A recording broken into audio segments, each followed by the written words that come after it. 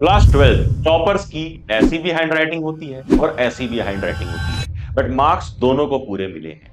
दोनों के ही अच्छी रैंक आए हैं। अब पता है ऐसा क्यों हुआ? Because hand writing is not equal to presentation. Presentation के अपने रूल्स हैं और इस बार कई सारे नए रूल्स आए हैं, कई सारे नया तरीका आया है। और तो और इस वीडियो में जितने भी मिनट की, मुझे नहीं पता 5 6 7 मिनट की, जितने मिनट की है, रिक्वेस्ट है तुमसे, पहली बार बोल रहा हूँ ये चीज, बिना डबल टैप किए यानी बिना स्किप किए पूरी एंड तक देखना। बिकॉज इस वीडियो में बताऊंगा कौन सा सब्जेक्ट कैसे अटेम्प्ट करना है कि पेपर टाइमली खत्म हो, नीट एंड क्लीन दिखे, और एग्जामिनर जा करके भी मार्क्स ना काट पाए। यार तुम्हारी आंसर शीट से ना उसको प्यार हो जाएगा, आंसर शीट के अंदर उसको तारा सुतारिया दिखने लग जाएगी। इतनी खूबसूरत आंसर शीट बनवा दूंगा, बस ध्यान से इस वीडियो को एंड तक देख डाला तो इस बार के पेपर में चिंगा डाला। क्या हाल पढ़ लेके आए? अक्षय भैया is back and back for you all. जो चाहिए ना तुम्हें कि चीज के लिए तुम्हारे भैया तुम्हारे साथ खड़े रहेंगे, प्रॉमिस किया था ना कि क्लास 12th में भी वैसे ही हाथ पकड़ करके नैया पार कराऊंगा जैसे 10th में कराई थी। 12th वालों अपने साइड में देखो, ये है 300 से भी ज्यादा पेजेस की ई बुक। फ्री में ये ई बुक दी है जिसमें सारे सब्जेक्ट्स के important formula sheet, important reactions, important diagrams और सबके टॉप 99 क्वेश्चन जो कि रिसर्च करके डाले हैं कि वो मैचिंग मैचिंग रहेंगे इस साल। तो ये ई बुक फ्री में जाकर के उठा लो, टेलीग्राम चैनल पढ़ ले सीनियर से। मैं चाहता ना तो इसको पैसे में बना करके या प्रिंट करा करके बहुत पैसे छाप सकता था, नहीं चाहिए। मेरा बस एक ड्रीम है, मेरा बस एक ड्रीम है, फिर से बोल रहा हूँ, तुम में से कोई एक मेरे चैनल से इस बार 12th बोर्ड्स में टॉप करेगा। और तुम करोगे मुझे पता है, कमेंट में टाइप करना यस आई विल। अब देखो शुरू करते हैं सबसे पहले फिजिक्स के साथ, बिकॉज फिजिक्स का ही पहला पेपर और दिमाग खराब है। अब पहले पेपर में ही गलती क्या करते हैं लोग, एमसीक्यू होता है, इस तरीके की आंसर शीट दिखेगी, आंसर शीट के ना एमसीक्यू सॉल्व करते पता है कहाँ पे? लास्ट पेज पे। भैया किसी ने बताया है कि लास्ट पेज पे करूंगा?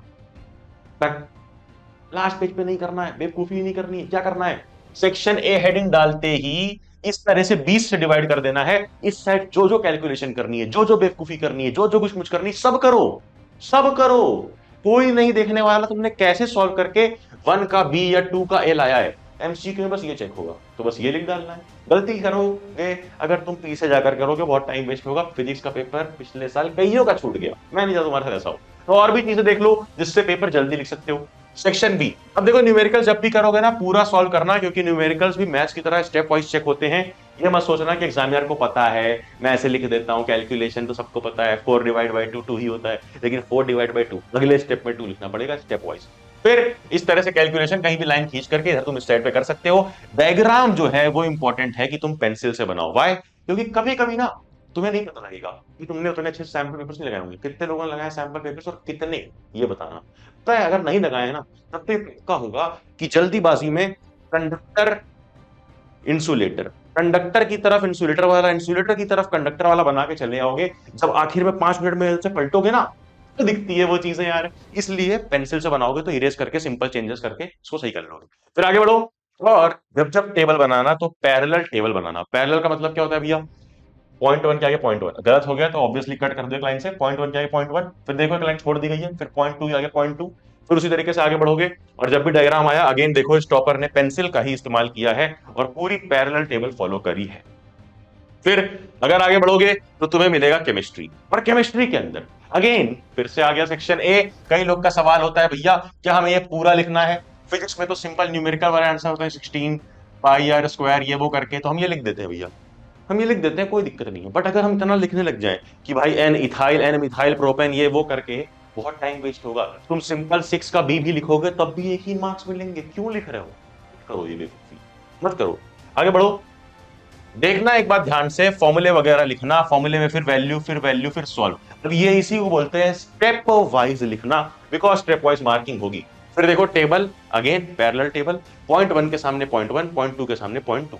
फिर आगे बढ़ोगे तो तुम्हें देखने मिलेगा कि क्लीन, नीटनेस मेंटेन करो। राइटिंग की मतलब नहीं कैसी भी हो, नीटनेस मेंटेन करना बहुत इंपॉर्टेंट है। किस तरीके से बनाया गया है, स्पेस का इस्तेमाल किया गया है। अरे बी शीट ले लेना, कौन सा तुम्हारे पापा छपवा के ला रहे हैं? तुम्हारे पैसे नहीं लग रहे हैं, बी शीट ले लेना और लिखना। अब ये प्रैक्टिस भैया कैसे होगी? ऑर्गेनिक कैसे लिखना है, इनऑर्गेनिक कैसे लिखना है, फिर वहीं फिजिकल केमिस्ट्री में किस तरह से स्टेप वाइज लिखना है, ये तभी हो पाएगी जब तुम सैंपल पेपर्स लगाओ।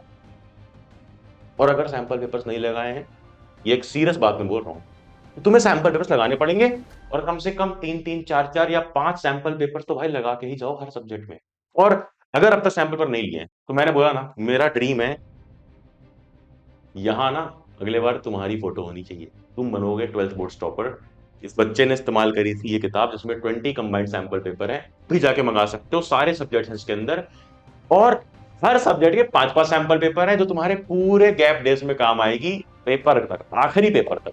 और अभी डिलीवरी जल्दी जल्दी हो जा रही, जाके फटाफट से अमेजोन के लिंक डिस्क्रिप्शन में डायरेक्ट डिस्काउंट हो रही, जाके चेक करो। आगे बढ़ो, आगे बढ़ो, आगे बढ़ो, और सब्जेक्ट देखने हैं हमें।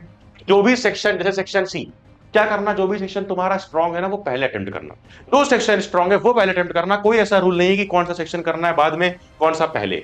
फिर कहीं गलत हो जाए भाई तो चुपचाप ऐसे काटना, कोई ऐसे बॉक्स बना करके, ऐसे करके मत काटना कि एग्जामिनर ऊपर से ही देखे तो उसको गंदगी दिखने लग जाए, ये गलती मत करना। आगे बढ़ोगे तो तुम्हें दिखेगा कि भाई साहब मैथमेटिक्स में क्या करना है। सिर्फ एक बात बताऊंगा, फिर एक बार, वीडियो लंबी नहीं करनी चाहता, सिर्फ एक बात बोलूंगा, step wise, again step wise solve करना पड़ेगा, क्योंकि स्टेप वाइज मार्किंग होगी। कोई स्टेप गलत हो जाए सिंपल तरीके से कट करो, आगे बढ़ो।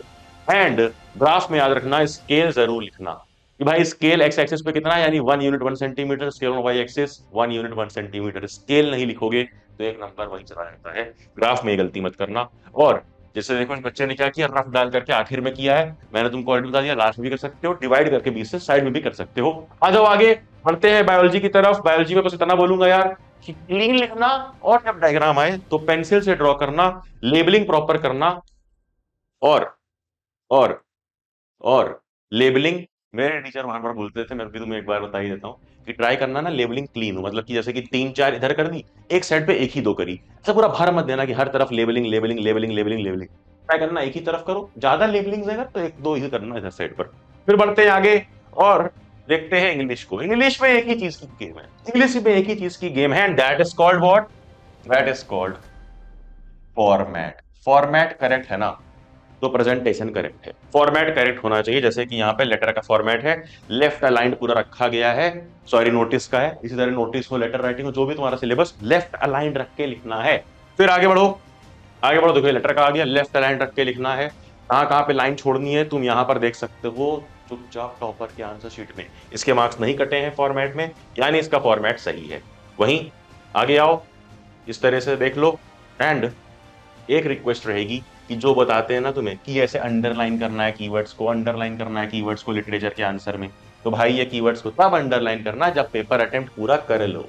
अंडरलाइन करने के चक्कर में अगला सेक्शन ही नहीं कंप्लीट हो पाएगा, ये गलती मत करना। और एक चीज तुमसे बोलूंगा जो सब बोलते हैं, बेस्ट ऑफ लक, बट पता है लक किसके लिए काम करता है, जो खुद के लिए काम करता है। तो सैंपल पेपर्स नहीं सॉल्व किए तो करना वही एकमात्र रास्ता है कि तुम्हारी प्रेजेंटेशन इंप्रूव करेगा, तुम्हारा पेपर टाइम पे कंप्लीट करवाएगा। टिल देन नोटिफिकेशन दबाओ, फ्री ई बुक टेलीग्राम पर जाके ले लो, एंड देन जाना, जा पढ़ ले।